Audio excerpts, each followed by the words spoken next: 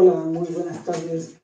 En nombre de Librería Bonilla, les damos la bienvenida a esta presentación doble de los libros Escritorio de Martín Serra y Shaharit de Gloria Gervitz.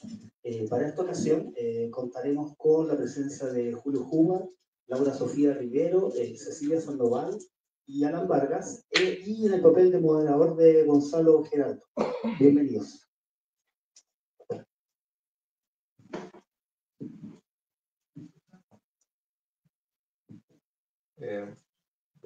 Buenas tardes a todos.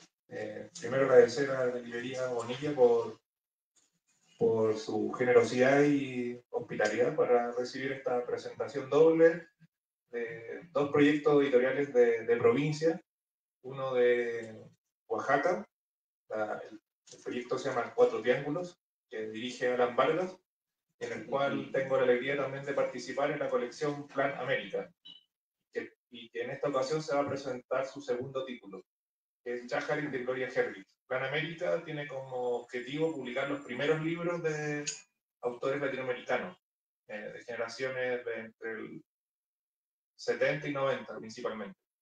El primero que se editó fue Mitología de Tulio Mora, poeta peruano del movimiento de neovanguardia Hora Cero, de fines de los 60, comienza los 70. Él participó en la segunda etapa de ese movimiento, a mediados de los 70 hasta su muerte. Y el segundo libro, que también es Shaharit, que sería su segunda edición. La primera versión es de ¿qué año? De 69. Y que tiene una nota crítica que es muy, digamos, que da muchas iluminaciones de lectura respecto a no solo a Shaharit, sino a toda la obra Migración. Y esa va a ser la primera parte, digamos, de la presentación, y después ya vamos a hablar de Escritorio, de Martín Cerda, y que es de parte del proyecto también de provincia, que es Sauvage Atelier, que es de León, quienes ya que publican poesía y ensayo, y en la colección de ensayos tienen ya dos libros: el Escritorio de Martín Cerda, que es un ensayista chileno de la generación del 50, contemporáneo de Héctor Murena, de Juan García Ponce, entre otros, y que su labor, digamos, es desconocida en tierras mexicanas, porque gran parte, toda su obra se ha publicado en Chile, pero se ha hecho el esfuerzo para editar ya su primera obra, Palabra Quebrada, que también se publicó en León, y esta segunda, Escritorio, que creo que va a ser, o sea, una grata sorpresa para todos los lectores y amantes del ensayo. Y bueno, sin más preámbulos, voy a dejar a Alan Vargas y a Cecilia, que van a hablar un poco respecto a la publicación de Shaharit, y después damos el paso para que Laura Sofía y Julio conversen sobre Escritorio. Hola, muy buenas tardes a todas, todos. Pues eso, mostrarles aquí este libro que tenemos ahora, que es Shaharit. El día de hoy nos acompaña Cecilia, que ha trabajado con el archivo precisamente de Gloria Gervitz, y creo que es muy pertinente porque este libro precisamente tiene que ver en buena medida con el trabajo con archivo. Este libro, como comentaba Gonzalo, es del 79, la primera edición, digamos, es la primera entrega de lo que se convertiría después en Migraciones. En este momento todavía no existía como tal digamos, proyecto monumental que le tomaría toda la vida a Gloria Gervitz escribir. Y bueno, este libro, Shaharit, después cuando Migraciones ya se comienza a conformar, pasa como la primera parte, que se llama Fragmento de Ventana, que bueno, fue teniendo distintas modificaciones, dependiendo en las distintas ediciones que hubo de Migraciones, que fueron varias. Aparecía un texto primero, modificaciones en algunos versos, y entonces este libro, el que ahora publicamos, está basado en la edición original, del 79, que fue una autoedición, curiosamente, publicado por Imprenta Madero, y un poco en ese sentido es que, justo como comentaba Gonzalo, Plan América tiene como esa perspectiva, hacer reediciones de libros, de los primeros libros de autores latinoamericanos, y ahí es donde se inscribe esta publicación. Comentar también que la edición contiene una nota crítica, como decía Gonzalo, de Tania Favela, que es una amplia conocedora de la obra de Gloria Gervitz. Y en ella, pues, en la nota crítica habla de Shacharit, sí, pero también de toda la obra de Gloria, y de cómo este poema, Migraciones, es un poema que fue creciéndole, es una especie de poema orgánico que se fue construyendo a través de los años. Y bueno, pues contarles un poquito de la edición. Es una edición, nosotros estamos en Oaxaca, imprimimos en Desografía. Entonces, las portadas son, digamos, originales por el sistema de impresión que utilizamos. Y un poco tratamos, pues, de que los libros tengan como, digamos, un poco de arte editorial, ¿no? Algunas, digamos, imágenes, ¿no? De impresiones que le dan como cierta, digamos, objetualidad al libro. Y bueno, eso digamos en términos generales sobre la edición. Esta edición la hacemos en coedición con Marginal Editores, que es la editorial que representa aquí mi amigo Gonzalo Geraldo. Y para hablar propiamente del texto, quisiera dar a Cecilia, quien es una amplia conocedora precisamente del archivo de Gloria Gervitz, y que nos conversara un poquito sobre el texto propiamente. Buenas tardes, gracias a todos los que nos acompañan en esta tertulia. Agradezco muchísimo a la librería Bonilla que una vez más nos dé la bienvenida y sobre todo agradezco a Gonzalo y Alan su invitación y es un placer compartir mesa con ustedes. Bueno, mi nombre es Cecilia Sandoval y tengo que hablarles primero que nada de mi lugar de enunciación, porque soy una historiadora que trabaja como archivista y tengo la inmensa fortuna de trabajar con el archivo de Gloria Gervitz, con su archivo personal. Se ha aquí ya multicitado a la también poeta y académica Tania Favela. Tania fue amiga de Gloria y Gloria hereda a Tania su archivo histórico. Tania decide depositarlo en la Ibero, donde lo hemos empezado a trabajar, y así es como yo me aproximo a la obra de Gloria, que es un poema río, ¿no? Y como cualquier río, pues nunca se nada en él de la misma forma y nunca es el mismo. Pasa exactamente algo igualito con Migraciones. A mí me llama mucho la atención esta edición de Shacharit, me parece preciosa, la acabo de descubrir. Sin embargo, para la presentación me preparé, pude leerla.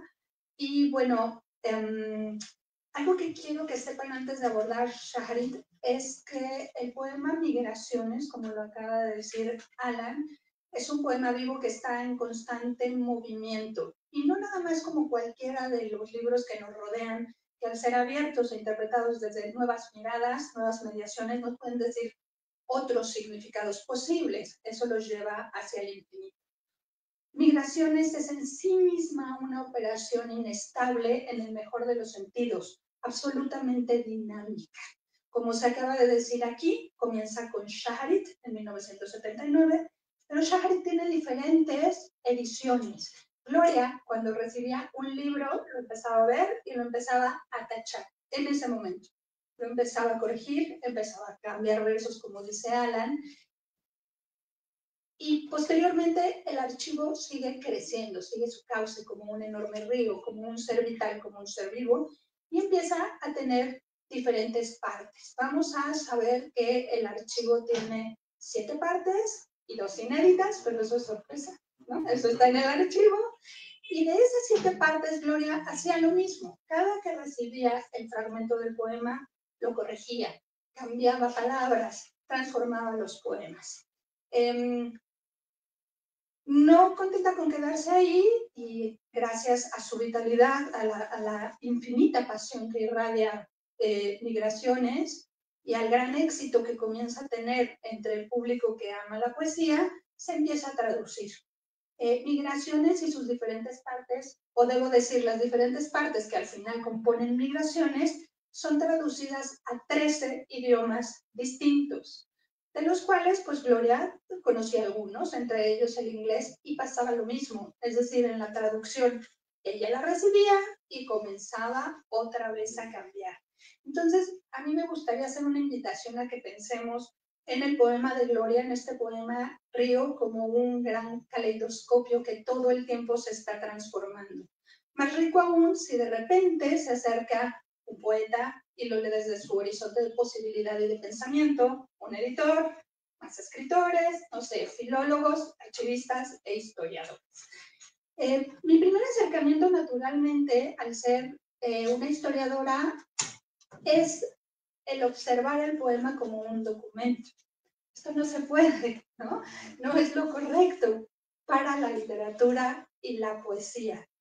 Entonces, a mí me encanta leer desde pequeña, ¿no? Sin embargo, la poesía se me dificulta y comprendo que migraciones, en este caso Shaharit, que es de lo que vamos a hablar, es una mediación poética, a partir de la cual Gloria transforma una inmensa cantidad de atados afectivos alrededor del tiempo, del silencio, de su propio cuerpo, de una exploración que está en constante movimiento, en constante dinamismo para crear su obra, ¿no? Entonces eso me gusta mucho y creo que me salva de lo que dije hace un momento, ¿no? De leerlo como un documento. También como académica, a mí me gusta mucho la poética y me voy a permitir leer una notita que hice, súper chiquita, sobre cómo comprendo la poética y lo hago desde el escritor alemán, el filósofo alemán Gauss. Entonces lo leo rapidísimo. En el entendido de que en el terreno de la actividad estética el filólogo alemán distingue tres funciones de la acción humana, como la técnica, como poesis, la comunicación como catarsis y la imagen del mundo como estesis, para comprender la recepción de algo nuevo. El acto creativo puede pensarse como la sustancia de la poética. Cavilar la operación creativa en dicho ámbito la deslocaliza de la ciencia y de la comunicación habitual y pragmática de las cosas para permitir que se acuñe un mensaje distinto, singular, que da lugar a una obra nueva. La catárquica o catarsis es lo que provoca la poética al ser la razón para lo que se crea, para impactar una serie de afectos inicialmente singulares que crean un mensaje intersubjetivo y que propician una reacción frente a la obra que trasciende la intimidad del quehacer creativo al liberarse y recepcionarse, valga la expresión, al incorporarse en el mundo. Finalmente, la estética como tal, puede entenderse como la intención de una obra literaria de dar un sentido lógico, de significar un pensamiento que, por apelar al orden de los afectos desde una mirada singular, se encuentra fuera del horizonte del pensamiento cotidiano, que logra crear una imago mundi diferente y nueva que de alguna manera se encuentra constantemente en tránsito entre lo nominal y lo innominable, al localizarse entre imaginarios y cosmovisiones universales que son rebasadas por la pulsión estética para crear nuevos horizontes de experiencia y entendimiento. Y ahora sí, le entro a Shaharit y me avisas cuando ya debo de cerrar el pico, por favor. Bueno, de entrada, Shaharit es el poema inaugural, como ya hemos hablado varias veces. Y nos cuenta Tania Favela en su nota crítica que Gloria no tenía la intención de hacer un poema río. Ella no sabía qué iba a pasar. Entonces, de entrada, esto a mí me parece fabuloso, ¿no? Fabuloso y con estas serendipias o coincidencias que nos da la vida. Shaharit es la oración, una de las tres oraciones que utilizan los judíos, y esta es la que habla del amanecer.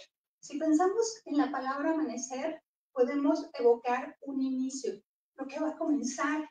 Y curiosamente, Shaharit comienza con este inicio, que comienza en otoño. Tania también nos dice que Shaharit es un poema en donde Gloria está constantemente explorando su yo, el yo. Y es un yo que todo el tiempo está desplazándose, que es inestable. Cuando me refiero o cuando hablo la palabra inestabilidad, lo digo en la mejor de las acepciones. Es algo móvil, algo dinámico. Se va transformando. Y Shaharit gira en esta maravillosa inestabilidad en una reimaginación sistemática a partir del tiempo y de la memoria. Y en este tejido maravilloso que ella hace, vamos a ver medidas o escansiones de tiempo muy claras. La primera son las estaciones. Habla muchísimo aquí en Shaharit de verano y de otoño. Y en toda la obra va a hablar de verano y de otoño. Y aquí hago un paréntesis de algo que me gustó mucho. Esta obra comienza en otoño. El último poema, antes de que Gloria quitara los subtítulos a todas migraciones, se llama Septiembre. Y por una súper afortunada coincidencia, aquí pone Alan, bueno, ya no veo nada, crean. Shaharit de Gloria Gerbitz se terminó de imprimir en el mes de septiembre de 2024 y seguimos en otoño. Entonces, bueno, eso también me parece providencial para esta empresa. Enhorabuena, felicidades. Y bueno, ese es el primer tejido en estas escansiones de tiempo, que son las estaciones. Pero el segundo es el cuerpo. El poema de Gloria es vital, es palpitante, es profundamente onírico, absolutamente erótico, y me parece que es como si fuera una criatura viva que se va transformando una y otra vez. Y no solamente a partir de sus fragmentos, a partir de sus traducciones, a partir de las propias hojas que vamos a encontrar en el archivo de Gloria, y que aquí Alan, supongo que por inspiración de Tania, tuvo la gran fortuna de poner. Esta es la letra de Gloria Gerbitz. Es una letra contundente, es una letra difícil de leer, le gustaba escribir con pluma azul, bueno, eso lo sabe uno de los 2000 documentos, y así era ella, ¿no? El poema es como una suerte de destino sin final, es una suerte de discurrir en el cual da pasos firmes a cada corrección que hace. Eso me parece maravilloso. Dice Tania también, por último, que ella se inspira en Olvido García, la poeta española, para poner un calificativo a la escritura de Gloria, que es algo femenino. No está hablando de feminista, no está hablando de feminizado, está hablando de algo como femenino. Y aquí entrevero mis palabras con el archivo, que es un quehacer de cuidado al documento, a la fotografía, al objeto, así como Gloria está cuidando la palabra, el verso, la resonancia y sobre todo el sentido que está diciendo en este tejido tan complejo que es, como ya dijimos, el tiempo, la memoria y el cuerpo. Entonces yo creo que Shaharit es este inicio, pero Migraciones mismo es un propio archivo que va reimaginándose a sí mismo. Mucha gente piensa cuando entra a una biblioteca o a un archivo que es un lugar donde hay cosas viejas, inservibles, y que los archivistas somos momiecitas que sacamos un expediente y se lo damos al investigador. Cosa más lejana no existe.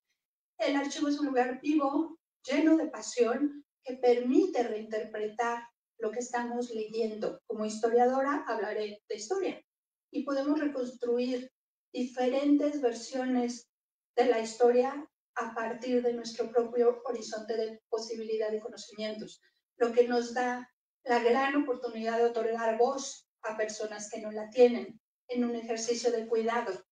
Y hablo del cuidado por esta cuestión de lo femenino. Las feministas tienen su teoría del cuidado, y no solamente del cuidado al otro, como puede ser una mamá, como puede ser una enfermera o como puede ser una empleada doméstica, sino acciones de cuidado en lo que se hace, en cómo construimos. Y en el caso de un archivista es como dotamos de valor y de sentido a un fondo. En el caso de Gloria, que me parece además bellísimo y magistral, que quede la palabra exacta, la resonancia perfecta. Gloria juega con muchísimas imágenes de cosas imposibles de nombrar y en su poética lo consigue. Eso es como fabuloso, ¿no? Además, en su obra intersectan diferentes idiomas, diferentes religiones. Por ejemplo, aquí decidió Alan ilustrar con este shofar, que es un cuerno ritual con el cual se llama a las ceremonias judías, ¿no? Entonces, es maravilloso porque cuando Gloria lo menciona, uno, si está concentrado y si está en el mood adecuado, puede escuchar el eco del Shoah, ¿no? Es muy bonito. Y mientras uno puede escuchar el eco del Shoah, también puede irse a Guanajuato y ver a una niña en la esquina comiendo un helado de limón. O, ¿por qué no?, pensar en la nana oaxaqueña que habla mixteco, zapoteco. Sí, Mixteco y zapoteco, y saborear esta cultura mexicana que Gloria logra mixturar de una manera asombrosa y vierte en el poema. ¿Cómo vamos? Porque yo puedo seguir hablando o ya. Ok, cerramos. Bueno, el archivo lo que me ha permitido ver, y con esto termino, es que si bien Gloria, como nos dice Tania, no tenía el propósito de hacer esta obra monumental, que es un poema río, es muy congruente. Es como una semillita que ya estaba dentro de ella, y eso se ve perfectamente en el archivo. Contamos con los borradores, con notas manuscritas de qué textos pretende corregir, aumentar, cambiar. Y de alguna manera es como si lo hubiera tenido todo calculado, aunque ella dice que no en muchas entrevistas, porque Migraciones termina de escribirse la versión final que ella misma edita, quitándole todos los subtítulos y arreglando algunas cositas, dejando un libro que le llevó a escribir de 1979 a 2020. Entonces, Gloria es su obra, Gloria es su archivo, y nos invita una y otra vez a reimaginar de la mano de sus imaginarios poéticos. Muchas gracias.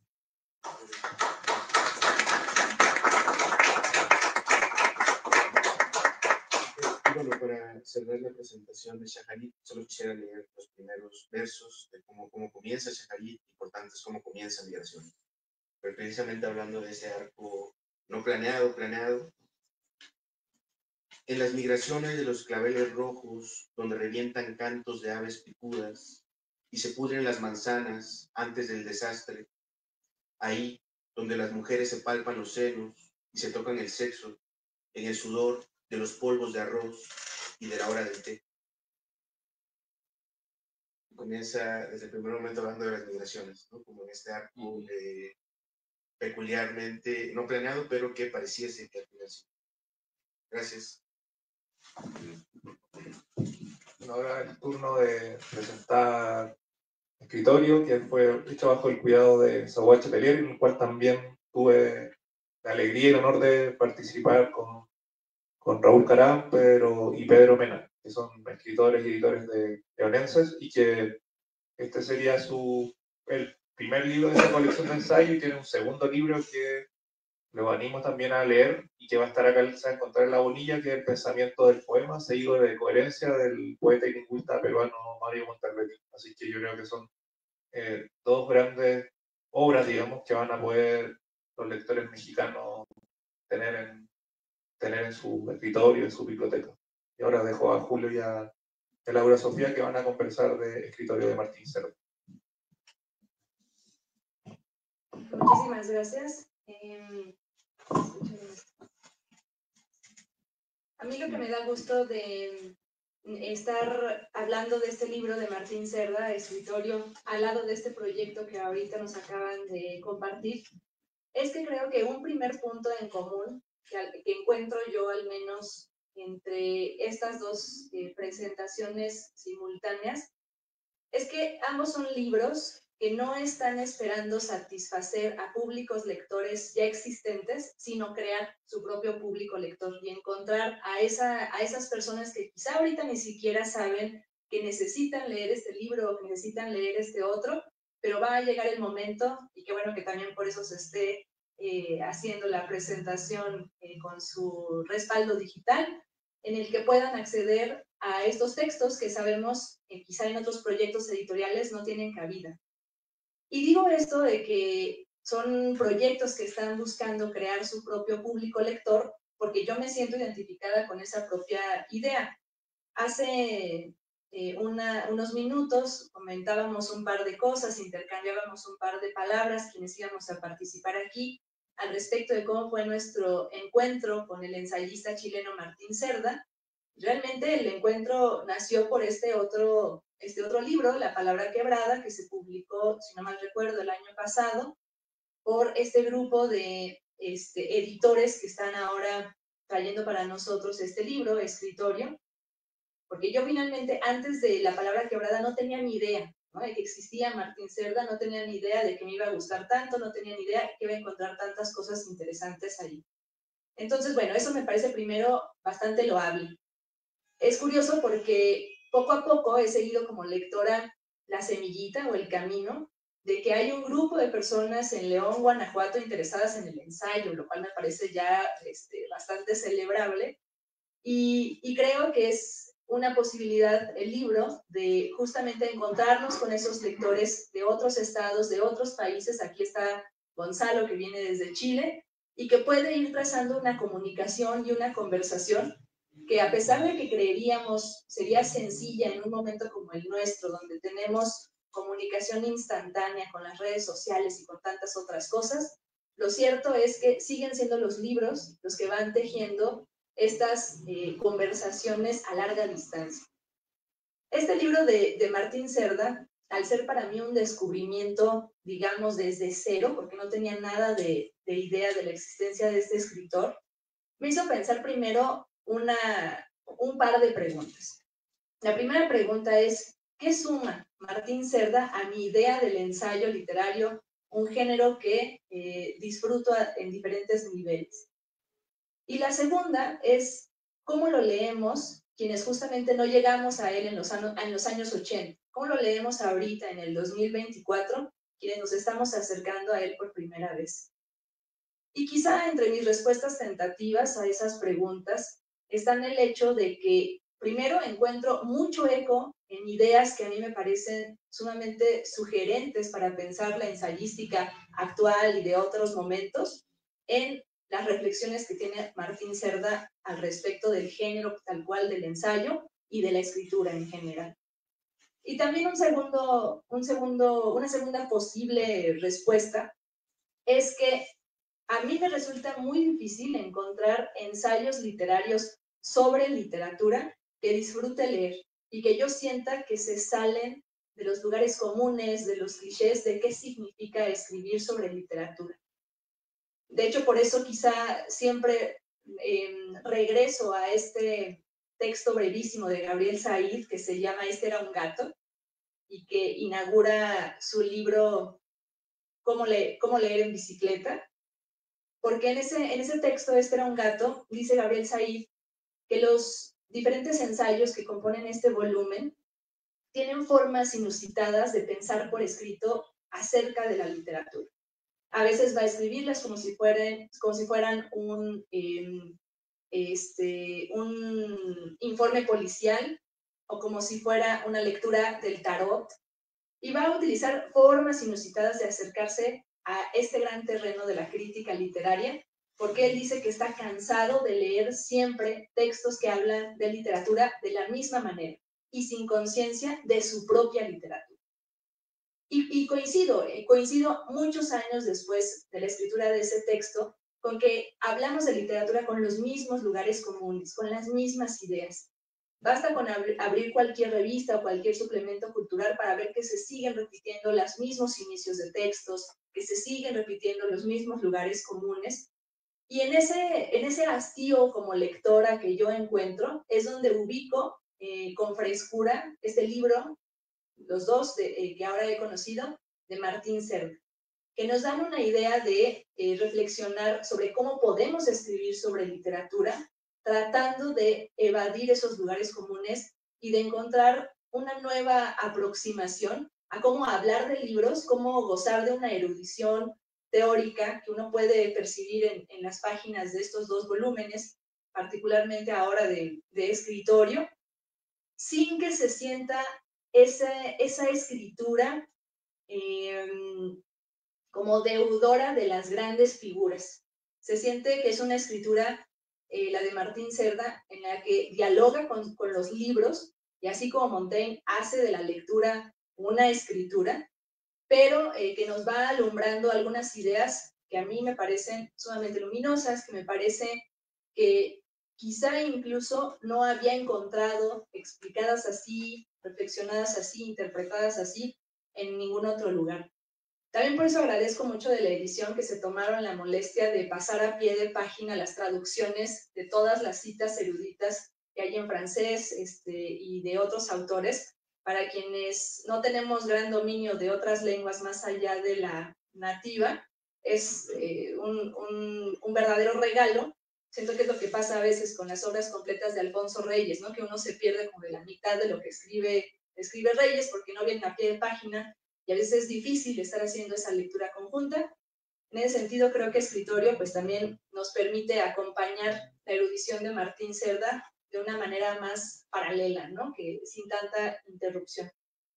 Y quizá me gustaría proponer como un motivo de reflexión algunas ideas que están en este libro de Escritorio. Escritorio es una reunión de artículos que se publicaron en diferentes publicaciones periódicas y que, de hecho, menciona Martín Cerda en el prólogo, él no había pensado en reunir como si fuesen un libro, pero dice, y me parece muy sugerente la declaración, que es casi parte de la naturaleza del ensayo el construir libros misceláneos, libros que se van escribiendo primero en diferentes periódicos, en diferentes revistas, y que poco a poco se recopilan. Esto siempre me ha parecido muy distinto a nuestra idea del libro actualmente. Basta con ver cómo son los formatos, ¿no? Por ejemplo, para pedir una beca, en donde te dicen de qué se trata tu libro. Y parece que el libro es ese objeto unitario que se confecciona por un afán temático. Pasa también fuera del ámbito literario, en la divulgación, donde a un escritor se le pide la opinión, ¿no? ¿Tú qué opinas de este tema del cual escribiste? Como si el escritor fuera un especialista, ¿no? Un especialista en un puñado de temas que eligió. Entonces, por eso el libro misceláneo, que yo también coincido con Cerda, es signo y es parte de la esencia de la escritura ensayística. Yo creo que va totalmente en contra de esta confección unitaria en nuestra idea de los libros. Pero justamente se pregunta Martín Cerda, bueno, ¿y si es un libro misceláneo, qué es lo que le da coherencia, qué es lo que le da cohesión?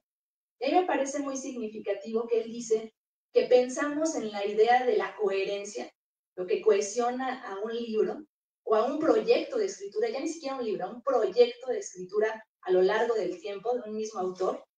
Pensamos en la coherencia como un elemento consciente. Es decir, el autor se sienta y dice, ¿qué pienso hacer a lo largo de mi trayectoria? Hablar de este puñado de temas o utilizar estas formas del pensar por escrito. Pero nunca pensamos en la coherencia más bien como una suerte de palpitar obsesivo, repetitivo, que a veces es justamente algo inconsciente. Quizá le llegamos a nombrar a este fenómeno las obsesiones de un autor, ¿no? Un autor ni siquiera está muy consciente o muy enterado de lo que a él le interesa hasta después de publicar 7, 8 libros y decir, siempre escribo de las mismas cosas, ¿no? Y yo ni siquiera lo sabía.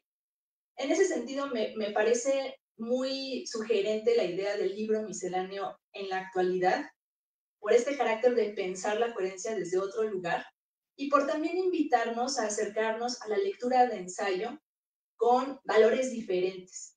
Tratar de encontrar ese rumor, esa pulsión que subsiste debajo de una serie de textos que parecería que no tendrían algo en común. Y yo creo que permite también tener una lectura muy libre, una lectura abierta, porque si bien sería fácil decir, estos son los autores que le gustan a Martín Cerda, habla mucho de Barthes o de Carlyle o de un puñado más, también nos está haciendo esa sugerencia, esa invitación a pensar cuáles son las otras cosas que le interesan a este autor, quizá incluso de manera inconsciente. Eso primero me gustaría dejarlo en la mesa por si en algún momento se quisiera retomar o ustedes en su lectura de escritorio quisieran pensarla desde su propia trinchera. Pero también un segundo punto que me parece importante para responder esa pregunta inicial de ¿qué nos dice Martín Cerda del ensayo? Ahorita que lo estamos leyendo en México en el 2024, un segundo punto es pensar en el ensayo como una máscara. dice Martín Cerda que casi siempre pensamos en la escritura como esa equiparación entre el autor, esa figura de carne y hueso y quien escribe, y es algo que suele pasar, ¿no?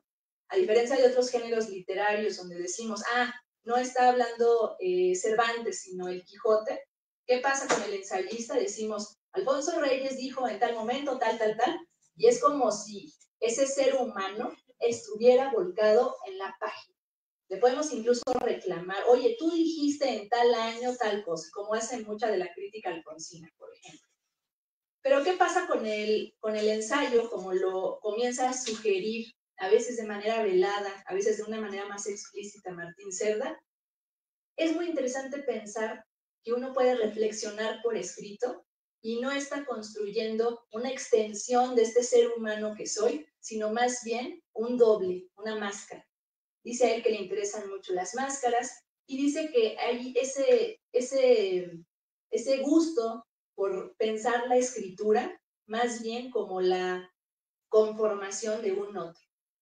A mí eso me parece sumamente interesante y es algo que quizá me gustaría primero dejarlo como una pregunta un poco atrevida, por si Julio también quisiera comentar algo al respecto, pero sería algo que me daría muchas ganas de preguntarle a todos los ensayistas que admiro, y por eso aprovecho ahorita la circunstancia, en pensar si justamente un ensayista escribe para extender lo que él es en la página en blanco, o más bien un ensayista escribe todo lo que no pudo ser y solo en el ensayo se puede pensar así. Es como si a veces pudiera ser el ensayo, es el lugar que da cabida a todas las personas que interiormente somos y no tienen un espacio para desarrollarse en nuestra vida real, en nuestra vida privada, en nuestra vida cotidiana.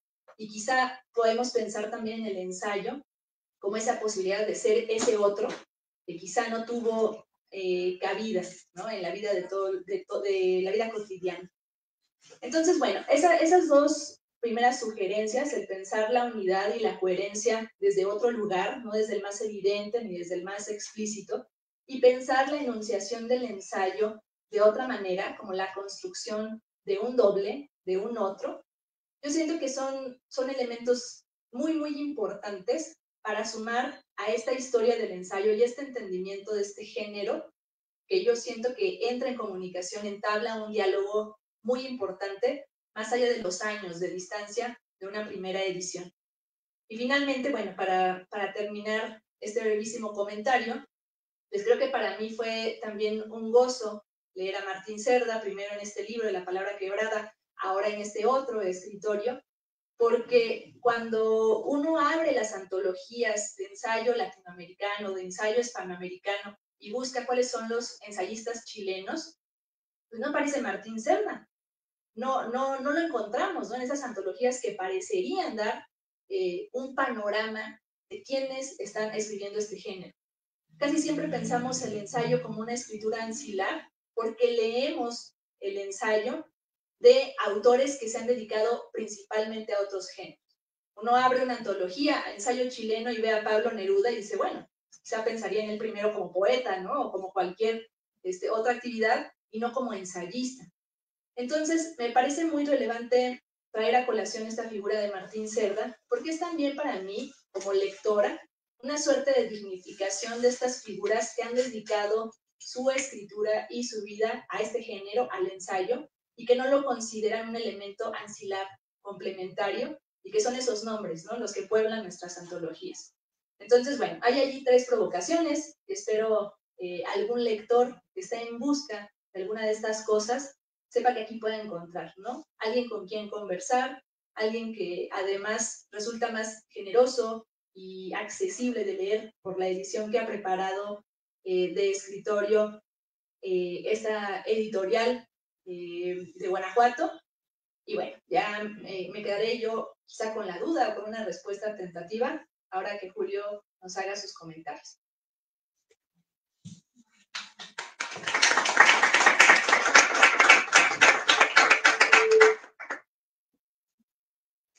Va a quedar el pelo chino.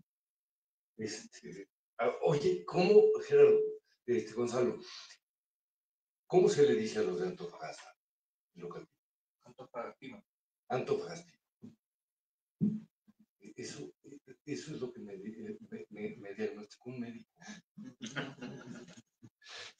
que no me está bien. Siempre da gusto platicar con gente más.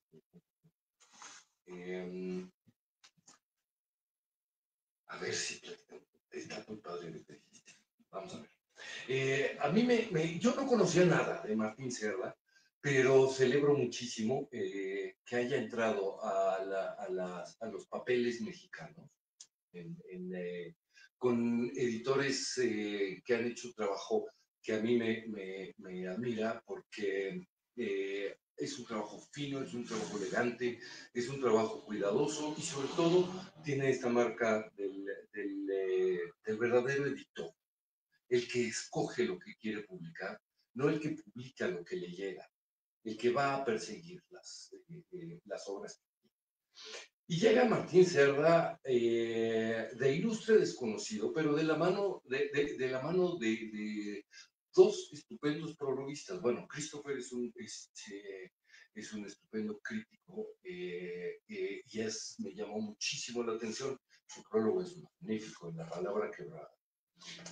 Porque Christopher suele ser cerebral, racional, crítico, y aquí deja ver algo de una emocionalidad que me pareció cálida, y sin dejar de ser como Christopher es siempre inteligente.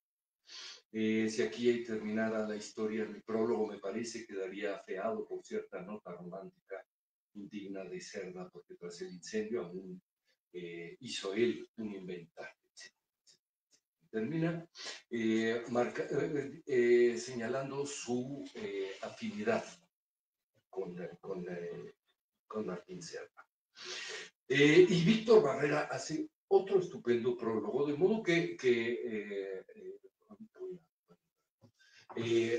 Martín Serra entra como grande entre dos grandes. Realmente su entrada en los papeles, ¿qué decir en las letras? En los papeles mexicanos ha sido de primera.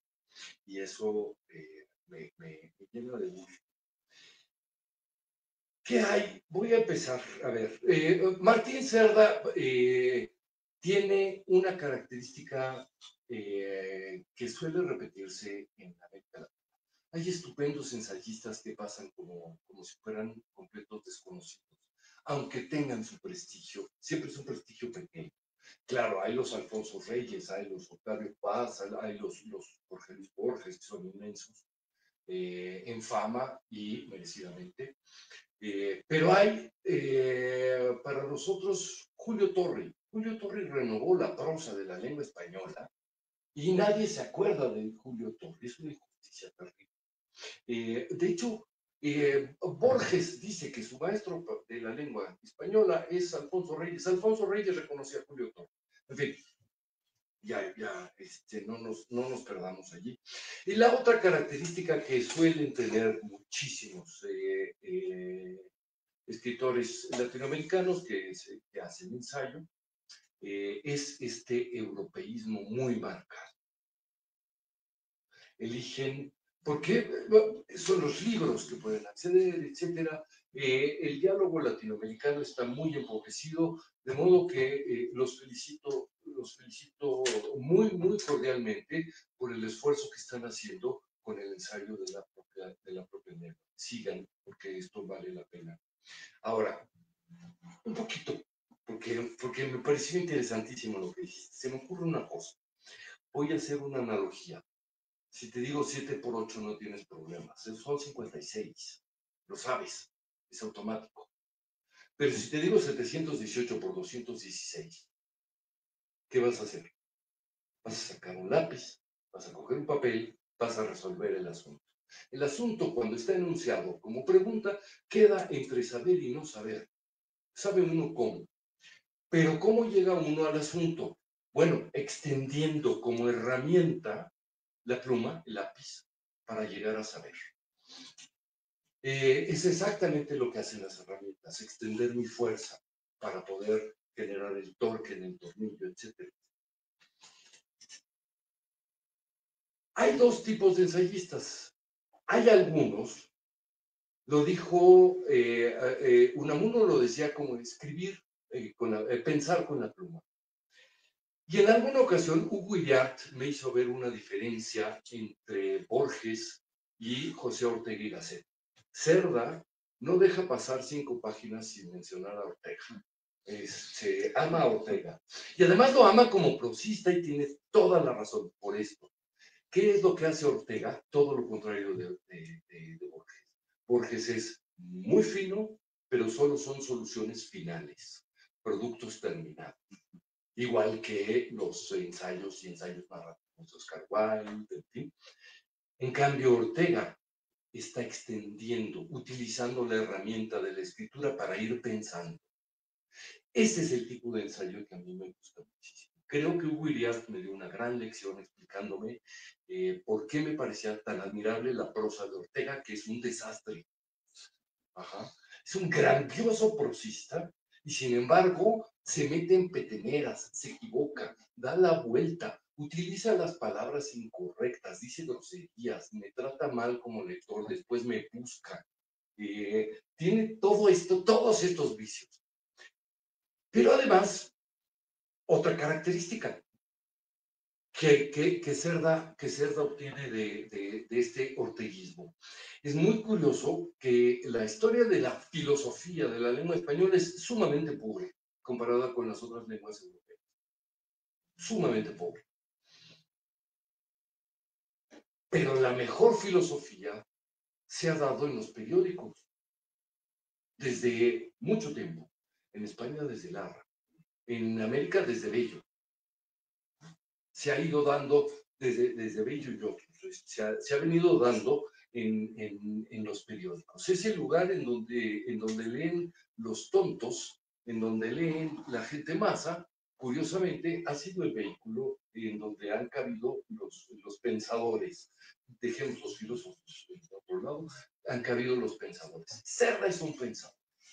Cerda es un pensador y creo que lo que me entusiasma de Cerda es lo que me entusiasma del ensayo, que estoy asistiendo no solo a un producto literario de muy, muy alta calidad y a una serie de ideas, sino a la fábrica de estar concibiendo el pensamiento, no al pensamiento terminado. Cerda era cuidadoso con sus manuscritos, es un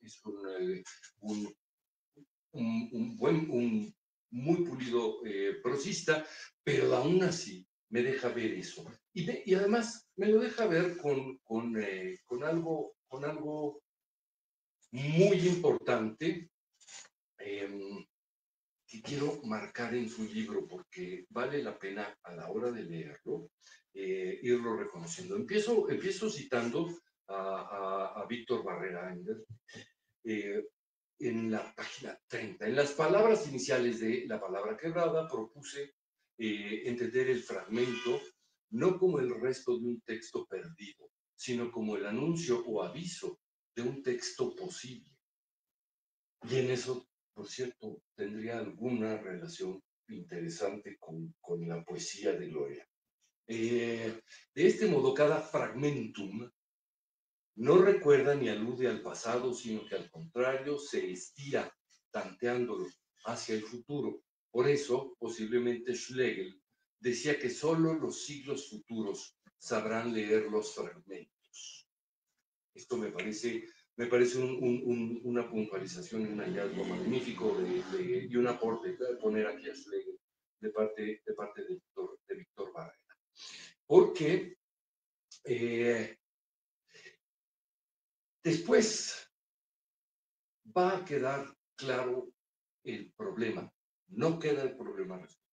Dice página 119, Martín Cerda, cuando Musil, en una carta dirigida a un destinatario no identificado, afirmaba que no pretendía ofrecer en su libro mayor una realidad inteligible, sino solo palpable, estaba sin duda describiendo el movimiento efectivo que lleva a cabo el escritor cuando aquello que intenta mostrar se sustrae continuamente a toda explicación sistemática y solo puede ser aprendida parcialmente mediante una doctrina mediante una escritura discontinua o fragmentaria.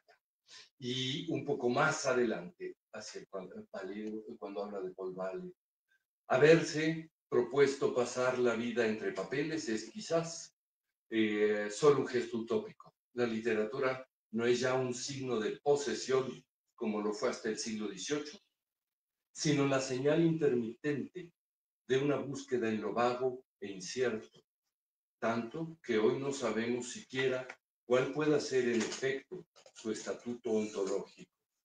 Se comprende entonces que Paul Valéry pudiera preguntarse en uno de los fragmentos de Calquel cómo un hombre provisto de una inteligencia profunda e implacable podía en verdad interesarse por él. Después pone un párrafo de una sola línea. Esta pregunta me ha inquietado siempre. Creo que es por aquí.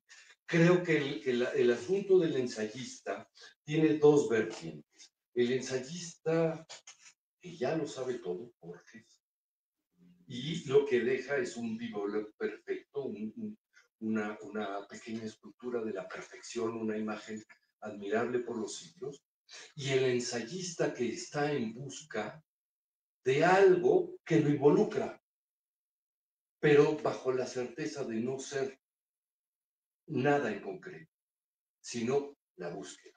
Creo que esta característica de Cerda lo convierte en un escritor sumamente moderno, contemporáneo, y lo distancia de sus propios contemporáneos, porque ante esa misma pregunta, la respuesta, justamente con los mismos autores, Musil, Borges y Kafka, ganó un premio, el premio anagrama de ensayo,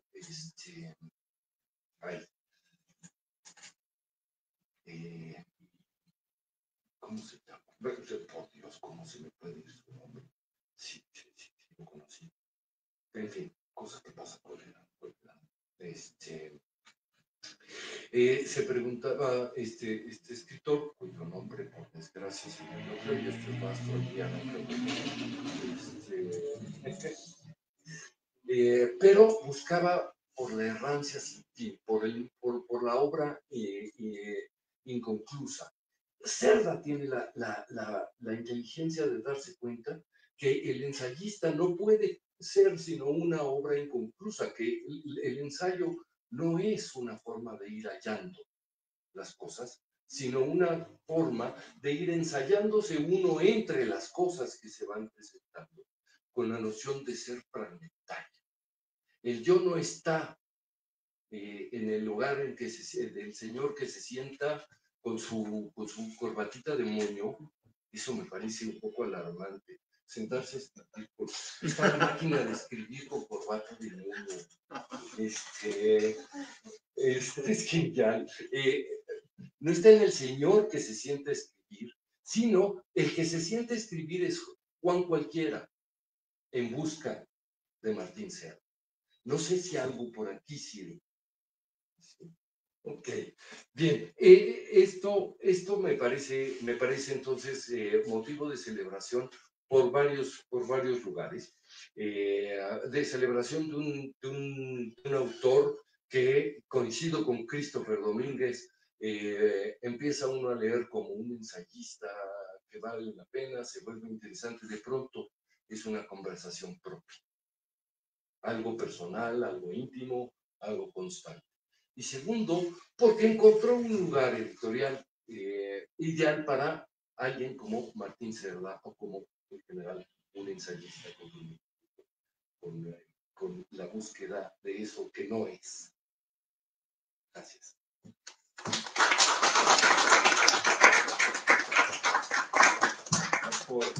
Por honor al tiempo, no daremos las palabras para el público, pero podemos después, un café, una cerveza, conversar sobre Cerda. ¿Ahí?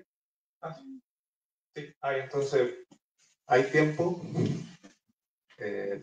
Si alguien tiene alguna pregunta, un comentario, una observación.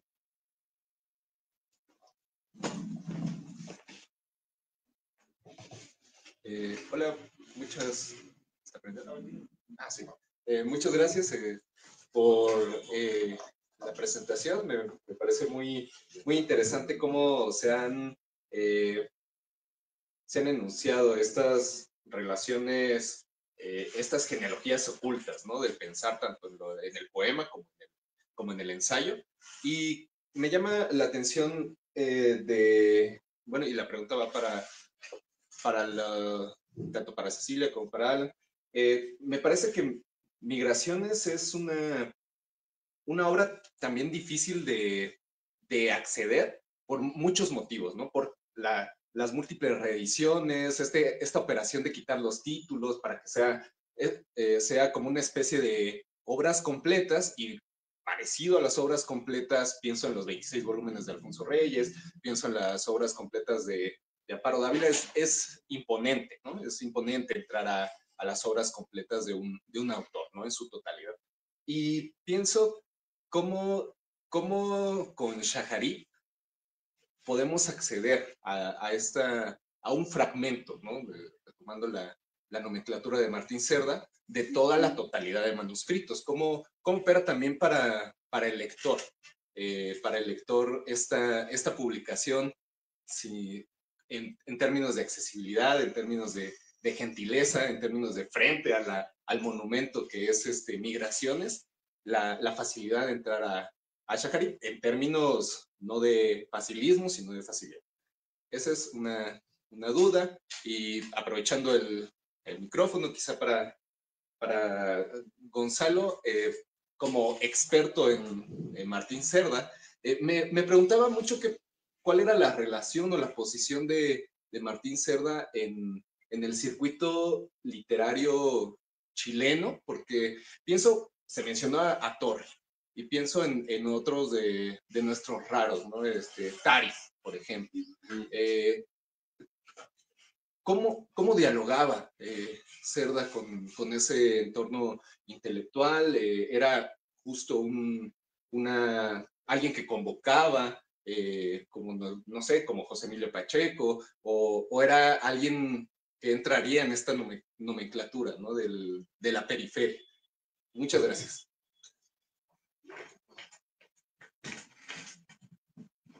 Gracias. Buenísima pregunta. Definitivamente el poema de Gloria Gervitz es fundamental y también es súper difícil, ¿no? Pero la poesía no se tiene que entender, no tienes que acercarte a ella como un documento, sino simplemente empezar a sentirla. Por eso yo intenté hacer mi aproximación desde la poética, pero un poco robándome las ideas que acabo de escuchar, me hicieron pensar en Benjamin, en Walter Benjamin, y en esto de la fragmentariedad. Y entonces pensamos que un archivo, y lo que yo estoy proponiendo es que Migraciones es como un gran archivo, a pesar de que es un poema río, no lo veo como unas obras completas, porque de alguna manera siempre fue lo mismo. Fue algo que fue como creciendo de manera orgánica y natural. Pero en este sentido sí nos habla de una faceta de tiempo, temporalidad, en la cual podemos ver fragmentos donde brillan unas u otras cosas. Entonces, definitivamente no pienso que Gloria quiera comunicar un algo establecido, sino que en esta migración, en este periplo en donde habla de historia, su familia sale de Polonia, las mujeres, y confunde las voces de las niñas con las abuelas, con la nana, con la mamá, con ella misma, me parece que es una búsqueda, es una identidad. Y en este sentido creo que como lectores tenemos la inmensa fortuna de ver estos múltiples reflejos como de caleidoscopio, esta fragmentación, estos pequeños fragmentos que nos permiten reimaginar desde nuestros propios horizontes cosmovisionales, de nuestros propios horizontes de posibilidad, una cierta afinidad, una cierta estoy ahí. Es lo que acabo de escuchar con Martín Cerda, que por supuesto lo voy a leer inmediatamente, ¿no? Y me parece que también la amabilidad que nos concede Gloria es que nos deja un poema abierto, ¿no? Es entonces un poema que siempre está en tránsito, no solo para ella, sino también para nosotros mismos. Entonces podemos discurrir y quizás en un momento dado participar de esta monumentalidad fluida, ¿no? Creo que podría ir por ahí. No sé si me acerqué a una respuesta de lo que querías. Y bueno, al respecto, comentar, de pronto, bueno, también al editar el libro, como que uno entra mucho, ¿no? Como en el texto. Y en ese sentido, me parece que en Shaharit sí existe una especie de, digamos, de velación, de una especie incluso de epifanía de lo que vendrá después, digamos. En este poema, que son como 300 y tantos versos, más o menos, de un solo cauce, de verso largo, me parece que ahí ya está contenido lo que va a ser Migraciones, ¿no? Como estos intereses primordiales, ¿no? El viaje, ¿no? Las mujeres dentro de su vida, ¿no? Los intereses, digamos, físicos, corporales, sexuales. Digamos que ya está digamos, integrado en Shaharit todo lo que se va desarrollando a lo largo de la obra de Gloria. Tan es así que Shaharit termina con un verso claro, estoy intacta. Así termina Shaharit después de hacer toda esta, digamos, enunciación de sí misma. Y curiosamente, la edición final de, digamos, ya la del 2020, que de hecho está por acá, editada por Mangos de Hacha, el último verso de Migraciones es también una afirmación, y estoy viva. Entonces, digamos, este gran arco, crecimiento, este gran ente, incluso diría yo, que es Migraciones, que está íntimamente vinculado con la propia vida de Gloria, sí encuentro que en Shaharit existe esta primera enunciación, como esta, que definitivamente no es el caso, pero sí podríamos tener una idea general de lo que va a ser Migraciones a lo largo de todo el libro con esta primera entrega. Entonces, ahí un poco lo interesante de digamos, esta escritura, yo diría incluso hasta biológica, ¿no? Donde digamos, la vida de Gloria va a la par de la vida de Migraciones. Entonces, de ahí creo que un poco en ese sentido. Creo que sí le viene a cuento decir que Martín Serra es un excéntrico o un raro, ya que en el ensayo, en esa búsqueda, practica, digamos, el tema del doble y también lo que es, o sea, lo dijo Laura Sofía, también lo que dijo Julio sobre el tema de la búsqueda. Y para ello voy a dar cuenta como de algunos episodios biográficos, digamos. En este caso del joven Martín Serra.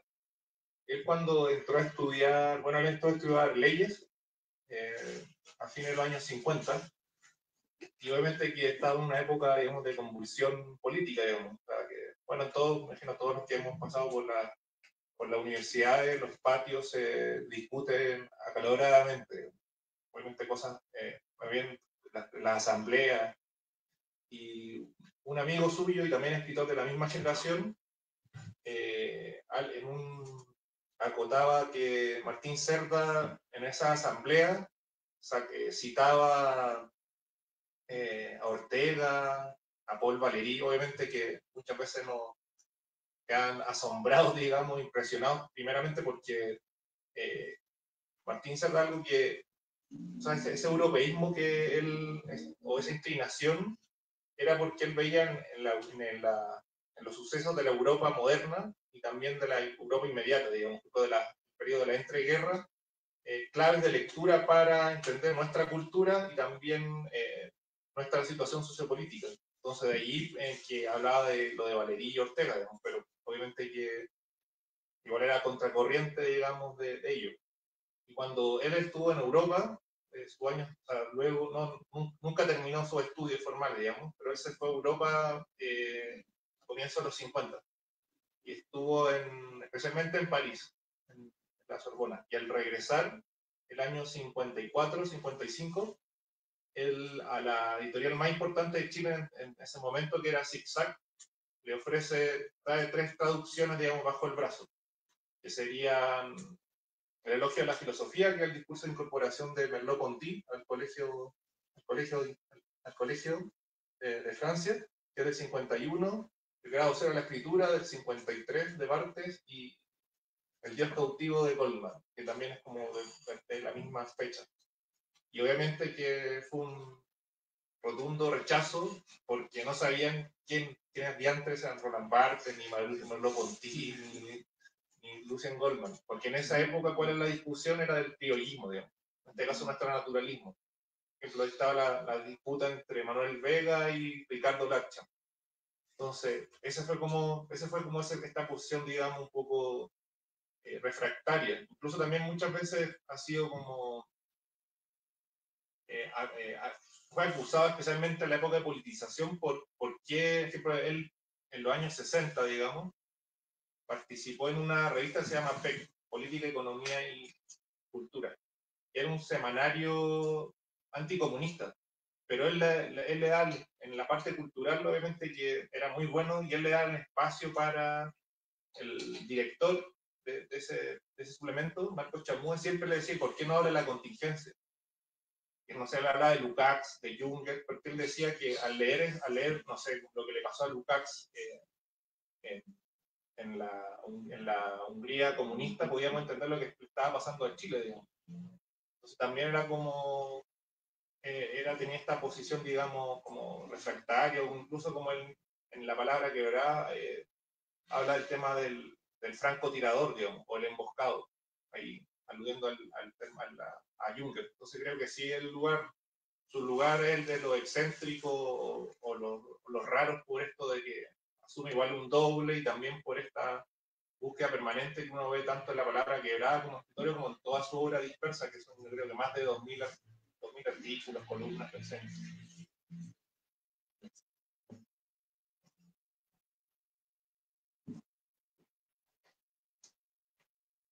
¿Algún otro comentario, pregunta o consulta?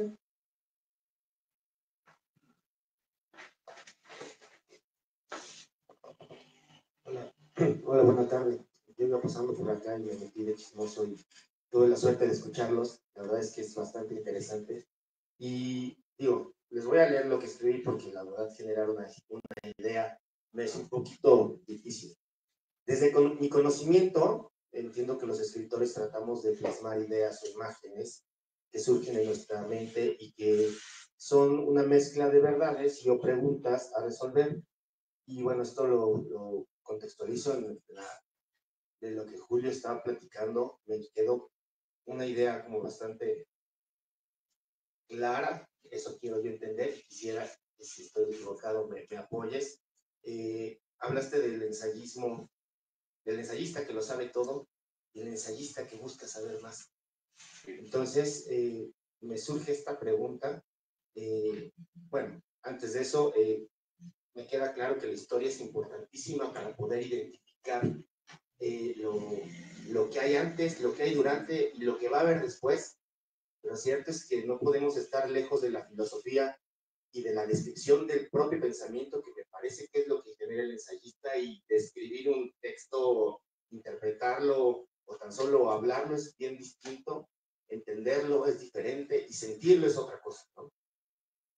Ahora, la pregunta es, mientras el escritor que busca hacer ensayos, mientras escribe, va preguntándose para llegar a tener una conversación propia que lo lleva a resolver un conflicto. Esa sería la intención del escritor que escribe ensayos.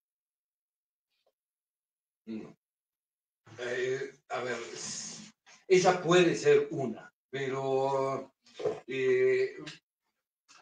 más que un conflicto, es una pregunta básica que tiene que ver con una inquietud.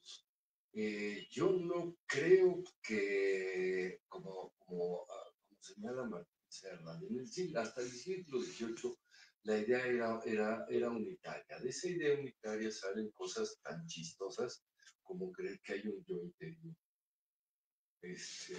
Hay un yo mayor, pero no lo veo porque está bien adentro. Esto es así como de una superchería chistosa. El yo es algo por suceder. Y más vale que suceda, que me agarre pensando, si llega. Entonces me pongo a escribir para que el asunto no me agarre en curva, y en la idiotez que acostumbro habitar la mayor parte de mis días. Escribir es como provocar la posibilidad de que suceda eso que no va a suceder, pero que quede explorado. No hay, yo creo que en ese sentido Martín Cerda es un autor muy contemporáneo porque no tenía la idea de estar explayando un yo, sino la idea de estar explorando el mundo, y en la exploración el que iba caminando era Martín Cerda. ¿Entendí?